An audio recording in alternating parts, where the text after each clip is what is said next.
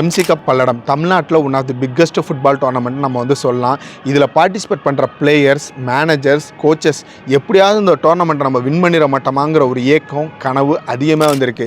இந்த டோர்னமெண்ட் எப்படா ஸ்டார்ட் ஆனதுன்னு வந்து பார்த்திங்கன்னா, எம்சி கப் பல்லடம் ஃபவுண்டர் கணேசனை ஒரு அத்லட் அண்ட் ஒரு ஃபுட்பால் பிளேயர், அவர் ஸ்போர்ட்ஸுக்கு ஏதாவது பண்ணுங்கிற ஆசை அதிகமாக இருந்தது.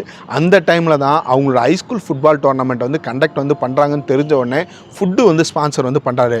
அதில் இன்ஸ்பயர் ஆகி தான் எம்சி கப்னு ஒன்று வந்து கண்டக்ட் பண்ணுவோண்டான்னு சொல்லி கண்டக்ட் வந்து பண்ணுறாரு.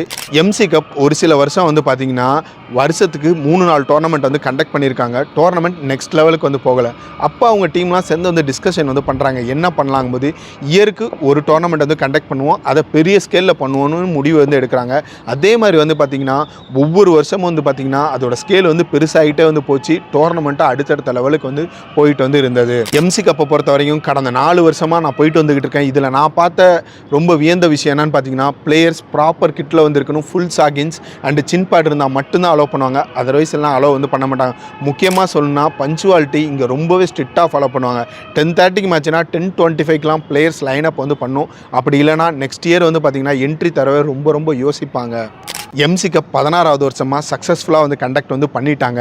அதுக்கு பேக் போனால் 2 பேர் இருக்காங்க. ஃபஸ்ட்டு ஃபேமிலி, அவருக்கு ஃபுட்பால் பிடிக்குங்கிற ஒரு ரீசனுக்காக வந்து பார்த்திங்கன்னா வருஷத்துக்கு 5-6 லட்சம் செலவு பண்ணுறதுக்கு அலோவ் பண்ணுறாங்க. அவங்க ஒய்ஃபு, அவங்க பையன், அவங்க பொண்ணு எல்லாருமே அவருக்கு ரொம்ப சப்போர்ட்டாக இருக்காங்க. அவங்களுக்கு மிகப்பெரிய தேங்க்ஸை வந்து சொல்லிடுறேன்.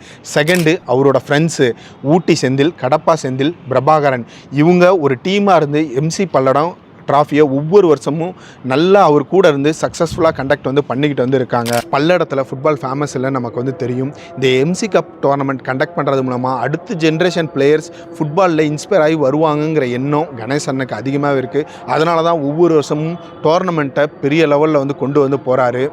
இந்த டோர்னமெண்ட்டில் ISL players, I league players, other ஸ்டேட்டில் டாப்பாக விளையாடுற பிளேயர்ஸ் எல்லாரையும் வந்து பார்க்கலாம். ஒருவேளை நான் ஏதாவது இந்த வீடியோவில் மிஸ் பண்ணியிருந்தேன்னா கீழே கமெண்ட் செக்ஷனில் வந்து சொல்லுங்கள்.